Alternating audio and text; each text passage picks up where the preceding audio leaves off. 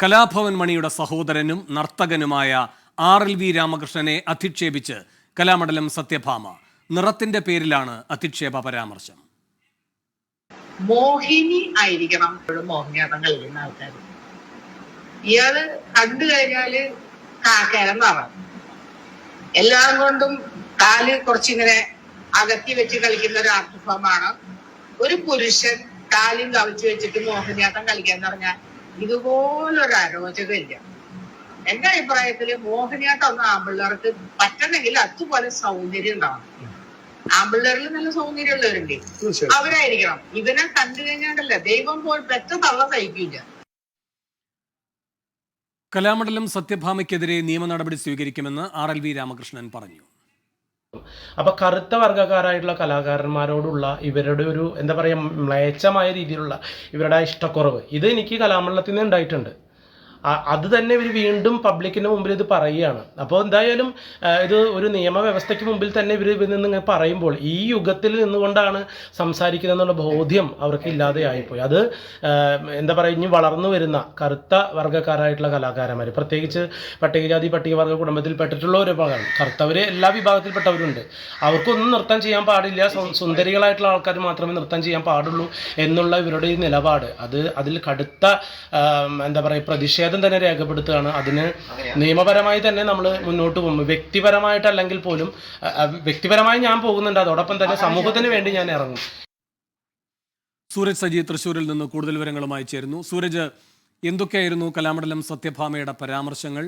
RLV Ramakrishnan ഇതേപ്പറ്റി എന്താണ് പറയുന്നത്? വേണു, ഏറ്റവും മോശകരമായ ഒരു പരാമർശം അതാണ് ഈ സത്യഭാമയുടെ ഭാഗത്തു നിന്നുണ്ടായിരിക്കുന്നത്. ഒരു യൂട്യൂബ് ചാനലിന് നൽകിയ അഭിമുഖത്തിലാണ് ഇത്തരത്തിൽ ഈ ശരീര സൗന്ദര്യത്തെക്കുറിച്ചെല്ലാം പറഞ്ഞുകൊണ്ട് ഈ RLV രാമകൃഷ്ണന് നേരെയുള്ള അധിക്ഷേപ പരാമർശം. അതിൽ അദ്ദേഹത്തിന്റെ പേര് പറയുന്നില്ല, പക്ഷെ എന്നാൽ പോലും അദ്ദേഹത്തെയാണ് ഉദ്ദേശിച്ചതെന്ന് കൃത്യമായി മനസ്സിലാകുന്ന തരത്തിലായിരുന്നു ഈ പരാമർശമെല്ലാം. ചാലക്കുടിയിൽ നിന്നുള്ള മോഹിനിയാട്ട അധ്യാപകൻ എന്ന തരത്തിലും അതുപോലെ തന്നെ KPC ലളിതയുമായി നേരത്തെ വാഗ്വാദത്തിൽ ഏർപ്പെട്ട സംഭവമെല്ലാം ഓർമ്മിപ്പിച്ചുകൊണ്ടായിരുന്നു ഇത്തരമൊരു അധിക്ഷേപ പരാമർശത്തിലേക്ക് കടക്കുന്നത്. അതായത് സ്ത്രീകൾക്ക് മാത്രമുള്ള ഒരു കലാരൂപമാണ് മോഹിനിയാട്ടം എന്ന് പറഞ്ഞു തുടങ്ങിയതിനു ശേഷം ഇദ്ദേഹത്തെ അതിരൂക്ഷമായ രീതിയിൽ അധിക്ഷേപങ്ങൾ ചുരിയുന്ന ഒരു കാഴ്ചയാണ്, ഇദ്ദേഹത്തിനെതിരെ ചുരിയുന്ന കാഴ്ചയാണ് നമ്മൾ കണ്ടത്. അതായത് ഈ കറുത്ത നിറത്തെയെല്ലാം അതിമോശകരമായ രീതിയിൽ, നമുക്ക് പറയാൻ തന്നെ പുറത്തു പറയാൻ തോന്നുന്നതിൽ മോശമായ രീതിയിലാണ് അവതരിപ്പിക്കുന്നത്. പെറ്റ തള്ള പോലും സഹിക്കില്ല, അങ്ങനെ തുടങ്ങിയുള്ള പരാമർശങ്ങളെല്ലാം ഉപയോഗിക്കുകയാണ്. ഈ കറുത്ത നിറത്തിലുള്ള പുരുഷന് അല്ലെങ്കിൽ ഈ കറുത്ത നിറത്തിലുള്ള ഈ കലാമണ്ഡലം RLV രാമകൃഷ്ണൻ പറ്റിയ നൃത്തരൂപമല്ല ഇത് എന്ന തരത്തിലെല്ലാം അതിരൂക്ഷമായ തരത്തിലുള്ള അധിക്ഷേപ പരാമർശങ്ങൾ ഇവരുടെ ഭാഗത്തു നിന്നുണ്ടായി. തൊട്ടു പിന്നാലെ ഈ സാഹിത്യ സാംസ്കാരിക സമൂഹ മേഖലകളിലെ പ്രമുഖർ ഇതിനെതിരെ വലിയ വിമർശനവുമായി രംഗത്തെത്തി. ഇവരിൽ പലരും ഈ വീഡിയോ പങ്കുവച്ചതോടുകൂടിയാണ് തന്റെ ശ്രദ്ധയിൽ പോലും ഇത് പെട്ടത് എന്നുള്ളതാണ് RLV രാമകൃഷ്ണൻ പറയുന്നത്. അദ്ദേഹം പറയുന്നത് ഇത് കേവലം തനിക്കെതിരെ മാത്രം ഉണ്ടായ സംഭവമല്ല. അതായത് കലാഭവൻ മണി പോലും സിനിമയിൽ വലിയ രീതിയിൽ ജാതി അധിക്ഷേപം നേരിട്ടിട്ടുണ്ട്. അദ്ദേഹത്തിന് പിന്നാലെ ഈ നൃത്ത മേഖലയിൽ തനിക്ക് അതിലേറെ ജാതി അധിക്ഷേപം നേരിടേണ്ടി വന്നിട്ടുണ്ട്. ഒരു പക്ഷേ താൻ സെലിബ്രിറ്റി പോലുമല്ല, എന്നിട്ട് പോലും തനിക്ക് നേരെ, അതായത് സെലിബ്രിറ്റി അല്ലാത്ത കൊണ്ടാണ് തനിക്ക് ഇത്തരത്തിൽ നേരിടേണ്ടി വന്നത്. ഇനി ഇതൊന്നും അല്ലെങ്കിൽ പോലും, അതായത് തനിക്ക് കലാഭവൻ മണിയുടെ അനിയൻ എന്നൊരു ലേബലുണ്ട്, അതില്ലാത്ത സാധാരണക്കാരായിട്ടുള്ള എത്രയോ കലാകാരന്മാരുണ്ട്, അവർ നേരിടുന്ന അധിക്ഷേപങ്ങൾ ഇതിനും അപ്പുറമായിരിക്കും. ഒരുപക്ഷെ തനിക്കെതിരെ വന്നതുകൊണ്ടായിരിക്കാം ഇത് ചർച്ചയായി മാറുന്നത്. അല്ലാത്തൊരു കലാകാരന് നേരെ വന്നാൽ പോലും ഇത് ചർച്ചയാകാത്ത തരത്തിൽ പോലും കാര്യങ്ങളുണ്ട്. അത്തരത്തിൽ വലിയ ജാതി അധിക്ഷേപം അല്ലെങ്കിൽ ഈ ജാതീയത ഈ നൃത്ത മേഖലയിൽ ഉൾപ്പെടെ നിൽക്കുന്നുണ്ട്. അതാണ് ഇവരുടെ ഭാഗത്തു നിന്ന് ഉണ്ടായത് എന്നുള്ളതാണ് ചൂണ്ടിക്കാണിക്കുന്നത്. അത്തരത്തിൽ വലിയ വിമർശനം ഈ RLV രാമകൃഷ്ണൻ ഇതുമായി മുന്നോട്ട് വെക്കുന്നു. അദ്ദേഹം പറയുന്നത് ഇത് നിയമപരമായി നേരിടും, അത് താൻ ഒറ്റയ്ക്ക് എന്നുള്ളതല്ല, സാംസ്കാരിക മേഖലയിലെ എല്ലാ വിഭാഗം ആളുകളെയും മുൻനിർത്തിക്കൊണ്ട് ഈ കറുത്ത അല്ലെങ്കിൽ നിറത്തിന്റെ പേരിൽ ഈ ഉണ്ടാകുന്ന ഇത്തരത്തിലുള്ള നിലപാടുകൾക്കെതിരെ ശക്തമായ പോരാട്ടവുമായി മുന്നോട്ട് പോകും എന്നുള്ളതാണ് RLV രാമകൃഷ്ണൻ ചൂണ്ടിക്കാണിക്കുന്നത്. വേണു, ശരി, ഇപ്പോൾ ധന്യാരാമൻ ഈ വിഷയത്തിൽ പ്രതികരിക്കാൻ ടെലിഫോൺ ലൈനിലുണ്ട്. ധന്യാരാമൻ, സത്യഭാമയുടെ പ്രതികരണത്തെ എങ്ങനെയാണ് കാണുന്നത്? വളരെ ഞെട്ടലോടെയാണ്. കാരണം കല എന്ന് പറയുന്നത് ഒരു തുല്യതയുടെയും മാന്യതയുടെയും മേഖലയായിട്ടാണ് നമ്മൾ കൺസിഡർ ചെയ്തിരിക്കുന്നത്. അപ്പോൾ അത് പ്രാവർത്തികമാക്കാൻ പറ്റാതെ കലാമണ്ഡലം എന്നുള്ള ഒരു പദവി ഒരു പേരിന്റെ മുമ്പിൽ കെട്ടിവെച്ച് ഈ സത്യഭാമയെ പോലെയുള്ള ആൾക്കാർ വംശീയതയും വർണ്ണവെറിയും കാണിക്കുകയാണ് ചെയ്യുന്നത്. അതും രാമകൃഷ്ണനെ പോലെയുള്ള വളരെ ഡിസിപ്ലിൻ ആയിട്ട് ഏറ്റവും ഒരു സൗമ്യമായിട്ട് സംസാരിക്കുന്ന അത്രയും നല്ലൊരു പെരുമാറ്റമുള്ള യോഗ്യതയുള്ള കഴിവുള്ള സത്യഭാമയെ പോലെയല്ല, റാങ്ക് ഹോൾഡർ ആണ്, PhD ആണ്.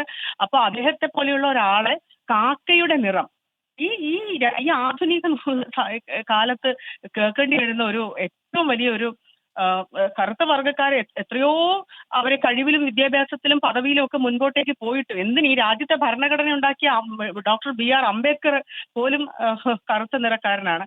അപ്പോൾ ഈ കാലത്ത് നമ്മളെ പരിരക്ഷിക്കുന്ന ഈ നിയമങ്ങളും ഈ കാര്യങ്ങളൊക്കെ ഇവിടെ ഉള്ളയിടത്ത് കാക്കയെ പോലെ നിറം അല്ലെങ്കിൽ അദ്ദേഹത്തിന്റെ കാലിനെ കുറിച്ച് വർണ്ണിക്കുന്നു. എത്ര വൃത്തികെട്ടതാണ് ഈ സ്ത്രീ. ഇവർക്ക് എന്ത് മര്യാദയാണ് ഇവർക്കുള്ളത്? ഇവരെങ്ങനെയാണ് കലാകാരിയല്ല, ഇവരൊരു കലാപകാരിയാണ്. ഇവരൊരു കലാപം മനഃപൂർവ്വം സൃഷ്ടിക്കാൻ ശ്രമിക്കുകയാണ്. ഇവർ അടുത്ത തലമുറയ്ക്ക് ഇവർ പറഞ്ഞു കൊടുക്കുന്നതാണ് ഇത് ഈ ഒരു നൃത്തം അല്ലെങ്കിൽ മോഹിനിയാട്ടം, ഭരതനാട്യം, കുച്ചിപ്പുടിയൊക്കെ ഇവിടെ വെളുത്ത ആൾക്കാർക്ക് മാത്രമേ അത് ചെയ്യാവുള്ളൂ, അല്ലാത്ത അത് ആർക്കും അത് ചെയ്യാനുള്ള യോഗ്യതയില്ല. അത് അന്ന് അവർ പഠിപ്പിച്ചു കൊടുക്കുകയാണ്. ജാതി അല്ലെങ്കിൽ വർണ്ണവെറി എന്ന് പറയുന്ന ജനിതകമാണ്, അവരുടെ ഉള്ളിലുള്ളതാണ്. ആ ഉള്ളിലുള്ളതിനെയാണ് അവരിപ്പം പുറത്തെടുത്തിരിക്കുന്നത്. അപ്പൊ എത്രയോ അവര് ഇതിപ്പോ കേൾക്കിയ ഒരു വീഡിയോയിൽ പറഞ്ഞു, ഒരു 1000 തവണ കേൾക്കാതെ അവർ ഇത് പറഞ്ഞിട്ടായിരിക്കുമല്ലോ ഇപ്പൊ ഒരു വീഡിയോയിലൂടെ ഇത് ഇപ്പൊ സംസാരിക്കുന്നത്. ഇങ്ങനെ ഇത്രയും ആൾക്കാർ ഇന്നത്തെ കാലത്ത് സോഷ്യൽ മീഡിയയൊക്കെ ഇത് കൊണ്ടാടും അവർക്കറിയാം. അതുപോലെ തന്നെയാണ് ഈ പിന്നെ രാമകൃഷ്ണൻ അടക്കമുള്ള ഒരുപാട് സാംസ്കാരിക പ്രവർത്തകർ ഈയിടെയായിട്ട് വളരെയധികം അധിക്ഷേപം എന്തിന് തല്ല് വരെ കിട്ടിയിട്ടുണ്ട്. കഴിഞ്ഞ ദിവസമാണ് പരവൂര് ഞങ്ങളുടെ ഒരു പട്ടികജാതി വിഭാഗത്തിന്റെ ഒരു കാവില് പാടാൻ പോയിട്ടുള്ള നാടൻപാട്ട് കലാകാരൻ മർദ്ദിച്ചത്. അതൊരു കൊച്ചു പയ്യനാണ്, PhDക്ക് ചെയ്തുകൊണ്ടിരിക്കുന്നതാണ്, അത്രയും ആരോഗ്യമുള്ളൂ, ഭിന്നശേഷിക്കാരനാണ്. അപ്പോൾ ഒരു സവർണ വിഭാഗത്തിലുള്ള ഒരു ആൾക്ക് കാണും പറയും ഇവനെയൊക്കെ തല്ലിയാൽ ഇത്രയേ ഉള്ളൂ. അതും ആയിരക്കണക്കിന് ആൾക്കാർ നോക്കി നിൽക്കിയ വേദി കയറിയാണ് തല്ലിയത്. അപ്പൊ ഇതിനൊന്നും കൃത്യമായിട്ടുള്ള ഒരു നടപടിയും ഉണ്ടാകുന്നില്ല എന്നുള്ളതാണ് സത്യം. അപ്പോൾ ജാതി ഈ സത്യഭാമയുടെ ഉള്ളിൽ എത്രത്തോളം ദുഷിച്ചു കിടക്കുന്നുണ്ട്. ഒരു മനുഷ്യൻ നിറത്തിന്റെ പേരിലാണ് വംശീയമായിട്ട് അധിക്ഷേപിച്ചത്. അപ്പൊ ഇതൊരു അട്രോസിറ്റിയാണ്. അവരെ കേസെടുത്ത് ആ സ്ത്രീ ജയിലിനകത്ത് പോകുമ്പോഴെങ്കിലും അവർ നിയമത്തെക്കുറിച്ച് അവർ മനസ്സിലാക്കണം. അവർ സമൂഹത്തെ തെറ്റിദ്ധരിപ്പിക്കുന്ന രീതിയിലാണ് സംസാരിച്ചിട്ടുള്ളത്. വളരെ മോശമായി പോയി എന്ന് വെച്ചാൽ ഇന്നത്തെ കാലത്ത് ആരും ഇങ്ങനെ സംസാരിക്കില്ല. ഇതുപോലെയുള്ള പണ്ട് തൊട്ടേ ജാതിയുടെ ചുറ്റുപാടിൽ വളർന്നു വരുന്ന അല്ലെങ്കിൽ അത് ഉള്ളിൽ ആ വിഷവും പേറിക്കൊണ്ട് നടക്കുന്ന സത്യഭാമയെ പോലുള്ള ആൾക്കാരാ മാത്രമേ ഇത്രയും ക്രൂവലായിട്ട് സംസാരിക്കത്തുള്ളൂ. ഈ അടുത്ത കാലത്തൊന്നും ഇത്തരം ഒരു മോശം സംസാരം ഞാൻ കേട്ടിട്ടില്ല. അത് വളരെ മോശമായിപ്പോയി എന്ന് വെച്ചാൽ വളരെ മോശമായിപ്പോയി. ഞങ്ങൾക്കത് സഹിക്കാൻ കഴിയുന്നതിൽ അപ്പുറമാണ്. ഞാൻ പറയുന്നു, സാംസ്കാരിക രംഗത്തെ മുഴുവൻ ആൾക്കാരും ഈ ലേഡിക്ക് എഗെയിൻസ്റ്റ് ആയിട്ട് തന്നെ നിൽക്കണം. എങ്കിൽ മാത്രമേ ഇത് മാതൃകാപരമായിട്ട് ഇത്തരം കുറ്റകൃത്യങ്ങളെ ഇവിടെ ഇല്ലാതാക്കാൻ പറ്റുള്ളൂ.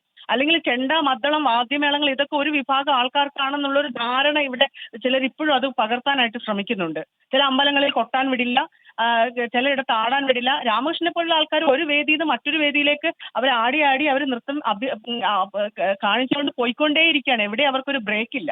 അപ്പൊ അത്രയും സമൂഹം അംഗീകരിച്ച ആൾക്കാരെയാണ് അവർ ഈ രീതിയിൽ പച്ചയ്ക്ക് നമ്മൾ രഹസ്യമായിട്ടൊക്കെ ജാതി പറഞ്ഞ് കളിയാക്കുന്ന ആൾക്കാരെയും കണ്ടിട്ടുണ്ട്, പരസ്യമായിട്ട് പറയാറുണ്ട്. പക്ഷെ ഇതുപോലെ പച്ചയ്ക്ക് ഒരു വീഡിയോയുടെ മുന്നിലിരുന്ന് ആങ്കറിന്റെയും കൂടെ സപ്പോർട്ടോടുകൂടി, ആങ്കർ ഇടയ്ക്കിടയ്ക്ക് തീർച്ചയായും എന്ന് പറയുന്നുണ്ട്. അപ്പൊ അയാളുടെ സപ്പോർട്ടോട് കൂടി ഇങ്ങനെ വംശീയത വിളമ്പുകയാണ് ഒരു മീഡിയയിൽ, ഒരു വീഡിയോയിൽ.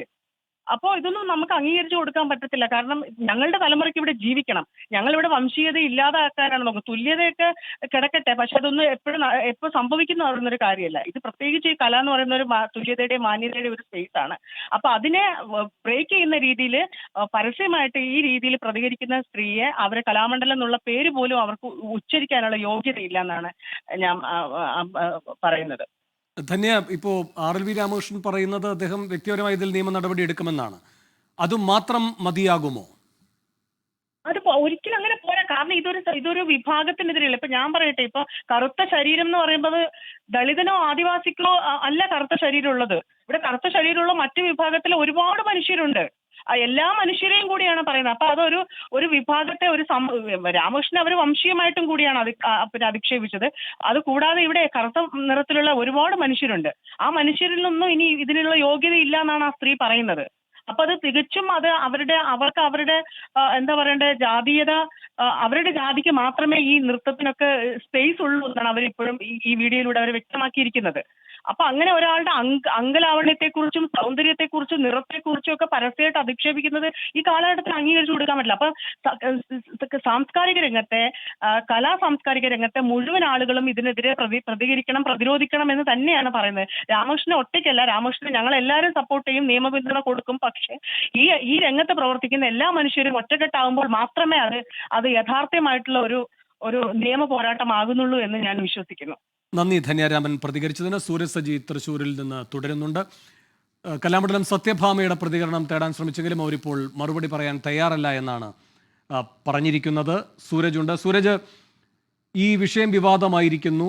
ഏതെങ്കിലും സാംസ്കാരിക നേതാക്കന്മാർ, അത്തരം കേന്ദ്രങ്ങൾ ഇതിനോടകം എന്തെങ്കിലും പ്രതികരണവുമായി വന്നിട്ടുണ്ടോ?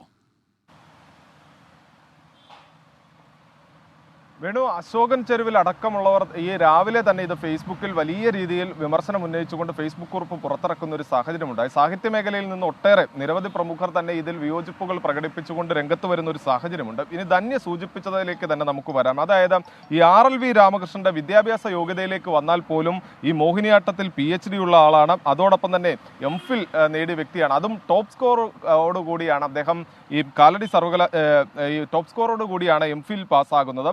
4 വർഷത്തെ ഡിപ്ലോമ കോഴ്സ് അതായത് ഈ മോഹിനിയാട്ടത്തിൽ തന്നെ നേടിയിട്ടുണ്ട്. MA മോഹിനിയാട്ടം 1ാം റാങ്കോട് കൂടി പാസ്സായ ആളാണ്.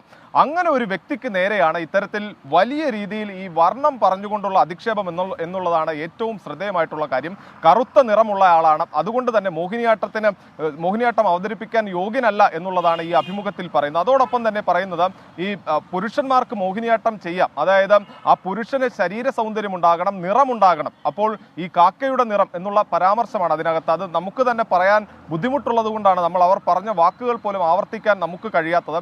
അത്തരത്തിൽ നമുക്കത് ആവർത്തിക്കാൻ പോലും വലിയ മോശകരമായ രീതിയിലേക്ക് തോന്നുന്ന തരത്തിലുള്ള വലിയ രീതിയിലുള്ള ഒരു പരാമർശം അവരുടെ ഭാഗത്തു നിന്നുണ്ടാകുന്നു. അത് തന്നെയാണ് ഈ സാഹിത്യ മേഖലയിലെ പ്രമുഖരെ അടക്കം ഇതിൽ വിമർശനവുമായി രംഗത്തെത്തിക്കുന്നതിലേക്ക് പോലും പ്രേരിപ്പിച്ചത് എന്നുള്ളതാണ് നമുക്ക് മനസ്സിലാക്കാൻ കഴിയുന്നത്. നമ്മളിപ്പോൾ ഉള്ളത് കേരള സാഹിത്യ അക്കാദമിക്ക് മുന്നിലാണ്, സംഗീത നാടക അക്കാദമിക്ക് മുന്നിലാണ്. ഇവിടെ സെക്രട്ടറിയുടെ പ്രതികരണം തേടാനാണ് എത്തിയത്. അദ്ദേഹവും ഇങ്ങോട്ടേക്ക് എത്തിയിട്ടില്ല, തൃശ്ശൂരില്ല എന്നുള്ളതാണ് നമുക്കറിയാൻ ശ്രമിക്കുന്നത്. അത്തരത്തിൽ ഈ വിഷയവുമായി ബന്ധപ്പെട്ടുകൊണ്ട് വരും മണിക്കൂറുകളിൽ തന്നെ പ്രമുഖർ ഉൾപ്പെടെ പ്രതികരിക്കും എന്നുള്ളതാണ് പറയുന്നത്. എന്തായാലും RLV രാമകൃഷ്ണൻ പറയുന്നത് ഇത്തരത്തിലാണ്, നിയമപരമായി നേരിടും. അതോടൊപ്പം തന്നെ ഇത് തനിക്കെതിരെ മാത്രമുള്ള ഒരു പരാമർശമായി അല്ലെങ്കിൽ തനിക്കെതിരെ മാത്രമുള്ള അധിക്ഷേപമായി ഇതിനെ കണക്ക് കൂട്ടുന്നില്ല. കാരണം താൻ കലാഭവൻ മണിയുടെ അനിയനാണ്. അതിനപ്പുറത്തേക്ക് തനിക്ക് ഒരു സെലിബ്രിറ്റി പരിവേഷവുമില്ല. എന്നാൽ പോലും അതിനപ്പുറത്തേക്ക് സാധാരണ കലാകാരന്മാരുണ്ട്. ധന്യ സൂചിപ്പിച്ചതുപോലെ തന്നെ ഈ ക്ഷേത്രങ്ങളിലും അല്ലാതെയുള്ള ചെറിയ ചെറിയ പരിപാടികളുമൊക്കെ ആയി പോകുന്ന ഒട്ടേറെ കലാകാരന്മാരുണ്ട്. അവരെ പോലും ഈ വർണ്ണത്തിന്റെയും ജാതിയുടെയും എല്ലാം പേരിൽ മാറ്റി നിർത്തുന്ന ഒരു രീതി അത് ഈ നൃത്ത മേഖലയിൽ വളരെ ശക്തമായി തുടരുന്നുണ്ട് എന്നുള്ളത് തന്നെയാണ് ഇന്ന് നമ്മൾ ഈ RLV രാമകൃഷ്ണനുമായി സംസാരിക്കുമ്പോൾ അദ്ദേഹം ചൂണ്ടിക്കാണിക്കുന്നതും അദ്ദേഹം ഉയർത്തിക്കൊണ്ടുവരാൻ ശ്രമിക്കുന്നതും. ഇത് തനിക്കെതിരെ മാത്രമുള്ള ഒരു പരാമർശമല്ല. ഈ വർണ്ണത്തിന്റെ പേരിൽ മാറ്റി നിർത്തപ്പെടുന്ന അല്ലെങ്കിൽ ജാതീയമായി മാറ്റി നിർത്തപ്പെടുന്ന ആ കലാകാരന്മാർക്ക് നേരെയുള്ള പരാമർശമായി മാത്രമേ താൻ ഇതിനെ കാണുന്നുള്ളൂ. അതുകൊണ്ട് മാത്രമാണ് താൻ ഇതിനെ വ്യക്തിപരമായും അല്ലാതെയും എല്ലാം നിയമപരമായി നേരിടുമെന്ന് പറയുന്നത്. അദ്ദേഹം പറയുന്നുണ്ട്, തന്റെ പേര് ഇതിൽ പറയുന്നില്ല, എന്നാൽ പോലും കൃത്യമായി തന്നെയാണ് ഉദ്ദേശിച്ചത് എന്ന അഭിമുഖത്തിൽ നിന്ന് മനസ്സിലാക്കാം. കാരണം ഈ അഭിമുഖത്തിന്റെ ആദ്യ ഭാഗങ്ങളിലൊന്നും തന്നെ ഈ RLV രാമകൃഷ്ണനുമായി ബന്ധപ്പെട്ടുകൊണ്ട് ഒരു ചോദ്യമോ ഒന്നും തന്നെ ഇല്ല. അങ്ങനെ ഇരിക്കുന്ന സമയത്ത് ബോധപൂർവമാണ് ഇത്തരം പരാമർശങ്ങളിലേക്ക് കടക്കുന്നത്. ചാലക്കുടിയിലെ മോഹിനിയാട്ട നൃത്താധ്യാപകൻ, അതുപോലെ തന്നെ ഈ KPC ലളിതയുമായി ഉണ്ടായ വാഗ്വാദം, അത് പറഞ്ഞു തുടങ്ങിയതിന് ശേഷമാണ് ഇത്തരത്തിൽ പുരുഷന്മാർക്ക് അവതരിപ്പിക്കാൻ കഴിയുന്ന കലാരൂപമല്ല മോഹിനിയാട്ടം, അങ്ങനെ അവതരിപ്പിക്കുകയാണെങ്കിൽ പോലും അവർക്ക് നല്ല നിറമുണ്ടാകണം, ആൺ സൗന്ദര്യം ഉണ്ടാകണം. ശരി സൂരജ് തുടരുക. ഇപ്പോൾ മേതിൽ ദേവികയും ഈ വിഷയത്തിൽ പ്രതികരിക്കാൻ ടെലിഫോൺ ലൈനിലുണ്ട്. മേതിൽ ദേവിക, ഈ കലാമണ്ഡലം സത്യഭാമയുടെ പരാമർശങ്ങൾ ശ്രദ്ധയിൽപ്പെട്ട് കാണുമല്ലോ, എന്താണ് പ്രതികരണം? അല്ലെ, ചിലപ്പോ എന്താ പ്രതികരിക്കാനുള്ള ഒരു ഇത്രയും ഇഗ്നറൻസ് കൊണ്ട് പറയുന്ന ഒരു സ്റ്റേറ്റ്മെന്റ് വേറെ ഇല്ല. അതിൽ ഒരുപാട് കാര്യങ്ങള് എന്താ പറയുക പോയിന്റ് ചെയ്യുന്നത്, ഒന്ന് അവര് മോഹിനി എന്ന് പറയുന്നതിന്റെ ഒരു എക്സ്പ്ലനേഷനും അതില് ഒരു ജെൻഡർ ബയസ് ഉണ്ട്, അതില് ഒരു കളർ ബയസ് ഉണ്ട്. അപ്പൊ ഞാൻ പറയാച്ചാൽ ഇത്രയും ഒരു മുതിർന്ന ഇത്രയും എക്സ്പീരിയൻസ് ആയിട്ട് പല പല കമ്മിറ്റിയിൽ ഇരിക്കുന്ന കുറെ കൂടെയൊക്കെ ഒരു റെസ്പോൺസിബിൾ ആയിട്ട് സംസാരിക്കണം, അല്ലെങ്കിൽ ഇങ്ങനെ പ്രതികരിക്കും, അത്രേ ഉള്ളൂ.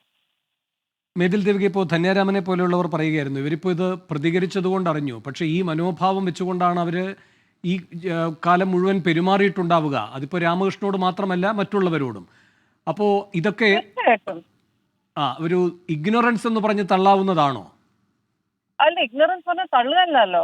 നമ്മൾ അതുകൊണ്ടാണല്ലോ ഇത് പ്രതികരിക്കുന്നത്. നമുക്ക് ഇപ്പൊ ഇന്നത്തെ കാലം അതാണ്. പലപ്പോഴും ഈ പണ്ട് നമ്മൾ എന്തെങ്കിലും ഒരു ബാറ്റിൽ ഉണ്ടെങ്കിൽ കുറെ കൂടെ അറിവുള്ള വ്യക്തികളോട് വളരെ വളരെ എന്താ പറയാ സ്റ്റാൻഡേർഡ് ഉള്ള കാര്യങ്ങൾക്കാണ് നമ്മൾ ഫൈറ്റ് ചെയ്യുക. പക്ഷെ ഇന്നത്തെ കാലഘട്ടം എന്ന് പറയുന്നത് ഇത്രയും ഏറ്റവും ബേസിക് ആയിട്ടുള്ള ഇൻഫർമേഷൻ വരെ നമ്മൾക്ക് ഫൈറ്റ് ചെയ്യേണ്ടി വരുന്നു എന്ന് പറയുന്നതിലാണ് സങ്കടം.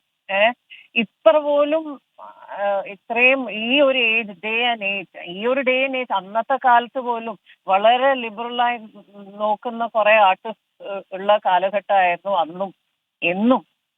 ഈ കാലത്ത് പോലും ഇത്തരം ഒരു മൈൻഡ്ലെസ് ആയിട്ട് ലൂസ് ആയിട്ടുള്ള ഒരു കോൺവെർസേഷൻസിൽ ഇടപെടുമ്പോഴും ഞാൻ പറയാ ഇവരെ അത്തരം പൊസിഷൻസിൽ നിർത്തുകയും എന്തുകൊണ്ടാണ് ഇതൊക്കെ ഇത്രയും കാലമായി ഇപ്പൊ സോഷ്യൽ മീഡിയ ഉള്ളത് കൊണ്ട് വാസ്തവത്തിൽ ഇത് പുറത്തു വന്നു അല്ലേ? അല്ലെങ്കിൽ ഇതൊന്നും പുറത്തു വരില്ല. അപ്പൊ രാമകൃഷ്ണനെ എനിക്ക് അറിയാം, എപ്പോഴും ഇത്തരം കാര്യങ്ങളിൽ കടന്നുപോയ ഒരുപാട് ഡിസ്ക്രിമിനേഷൻ ഫേസ് ചെയ്തിട്ടുള്ള ഒരു വ്യക്തിയാണ് രാമകൃഷ്ണൻ എന്ന് പറയുന്നത്. അപ്പം ഇന്നിപ്പോ ദൈവം സഹായിച്ച് എനിക്ക് തോന്നുന്നു ഒരു വലിയൊരു ഫ്രെറ്റേണിറ്റി തന്നെ ഒപ്പം നിൽക്കുന്നുണ്ട്. ഇവരൊക്കെ ഇത്തരം ഓർഗനൈസേഷൻസും ഇൻസ്റ്റിറ്റ്യൂഷൻസിലും അത്തരം ഒരു റെസ്പോൺസിബിൾ ആയിട്ടുള്ള പൊസിഷൻസ് കൊടുക്കുന്നവരെ എനിക്ക് പറയാൻ പറ്റുള്ളൂ. അല്ലാണ്ട് നമുക്ക് വ്യക്തികളെ ഇപ്പൊ സ്റ്റോപ്പ് ചെയ്യാനൊക്കെ വളരെ ബുദ്ധിമുട്ടാണ്. നന്ദി മേതിൽ ദേവിക പ്രതികരിച്ചതിന്. RLV രാമകൃഷ്ണൻ ഇപ്പോൾ ടെലിഫോൺ ലൈനിലുണ്ട്. RLV രാമകൃഷ്ണൻ, ഈ സത്യഭാമയുടെ പരാമർശങ്ങൾ ശ്രദ്ധയിൽപ്പെട്ടപ്പോൾ എന്താണ് തോന്നിയത് രാമകൃഷ്ണൻ? സത്യത്തില് സാറേ, ഒരുപാട് കാലങ്ങളായി നമ്മൾ ഈ രംഗത്ത് നിന്നുകൊണ്ട് ഈ വേദന അനുഭവിച്ചുകൊണ്ടിരിക്കുന്നു. അപ്പം എന്താ പറയാ, കുറെ കുത്തുകൾക്ക് മുമ്പിൽ ഒരു ആഴത്തിലുള്ള ഒരു കുത്തായിട്ടാണ് എനിക്ക് ഇത് കേട്ടപ്പോൾ തോന്നിയത്. കാരണം എന്താന്ന് വെച്ച് കഴിഞ്ഞാല് എന്താ പറയാ, ഒരു കലാകാരനെ അല്ലെങ്കിൽ ഒരു ദളിത് വിഭാഗത്തിൽപ്പെട്ട ഒരു കലാകാരനെ എത്ര കഷ്ടപ്പെട്ടിട്ടാണ് നമ്മൾ ഈ രംഗത്തേക്ക് എത്തുന്നത്. അല്ലെങ്കിൽ ഒരു മോഹിനിയാട്ടം പഠിക്കാൻ ഒരു ഇൻസ്റ്റിറ്റ്യൂട്ടിൽ ഒരു നിയമം അനുവദിക്കാതിരുന്ന കാലം മുതൽ നിയമവിധേയമായി ഒരു അഡ്മിഷൻ നേടിയെടുത്തുകൊണ്ട് ഈ രംഗത്ത് ബിരുദങ്ങളും അവസാനം ഡോക്ടറേറ്റ് ബിരുദം വരെ നേടിയെടുത്തതിന് ശേഷം ഇങ്ങനെ ഒരു കലാകാരി, അത് നമുക്കറിയാം, അത് എന്താ പറയാ, എന്തിന്റെ പുറത്താണ് അങ്ങനെ പറയുന്നത് നമുക്ക് വളരെ വ്യക്തമാണ്. കാക്കയെ പോലെ കറുത്തവൻ എന്ന് പറയുമ്പോൾ അതിലെ നികൃഷ്ടത്വം എത്രമാത്രം അവർക്ക് എന്നോടുണ്ട്, അല്ലെങ്കിൽ ഞാനടക്കമുള്ള കറുത്ത വർഗത്തിൽപ്പെട്ട അല്ലെങ്കിൽ കറുത്ത തൊലിയുള്ള ആളുകൾക്ക് നേരെ ഇവർക്ക് എത്രമാത്രം കലുഷിതമായ മനസ്സാണ് അവർക്ക് നേരെ ഉള്ളത് എന്നുള്ള കാര്യം വളരെ കൃത്യമായിട്ട് നമുക്ക് മനസ്സിലാക്കാൻ സാധിക്കും. അത് എനിക്ക് മാത്രമായി പിന്നീട് ഞാൻ ചിന്തിച്ചു, ഇത് എനിക്ക് മാത്രമായിട്ടുള്ള ഒരു ഇതായിട്ടല്ല എനിക്ക് തോന്നി. കാരണം കലാസമൂഹത്തിൽ നിൽക്കുന്ന കറുത്തവരായിട്ടുള്ള മുഴുവൻ വിദ്യാർത്ഥിനികൾക്കും അതോടൊപ്പം തന്നെ ഇന്ന് കല പഠിക്കാൻ എന്താ പറയാ പ്രായാധിക്യത്തിലും കല പഠിക്കാൻ വരുന്ന തങ്ങളുടെ രൂപലാവണ്യങ്ങൾ നോക്കാതെ കലയെ ഇഷ്ടപ്പെട്ട് വരുന്ന ഒരുപാട് ആളുകൾക്ക് മനസ്സിനൊരു വേദനയാണ് ഇവർ ഈ പരാമർശങ്ങൾ കൊടുത്തിട്ടുള്ളത്. അപ്പൊ അതുകൊണ്ട് തന്നെ നമുക്കറിയാം, ഇവർ കറുത്തവൻ എന്ന് പറയുമ്പോൾ തന്നെ അവർക്കറിയാം നിയമവിധേയമായി കറുത്തവന്റെ ജാതി പറഞ്ഞാൽ അവർ ജയിലിൽ പോകും എന്നുള്ളത് കൊണ്ട് തന്നെ അവരത് പറയാതെ കാര്യത്തിലേക്ക് കടക്കുകയാണ്. അതായത് നിറം പറഞ്ഞുകൊണ്ട് ജാതിയെ ആക്ഷേപിക്കുക തന്നെയാണ് ഇവർ യഥാർത്ഥത്തിൽ ചെയ്തു വച്ചിരിക്കുന്നത്.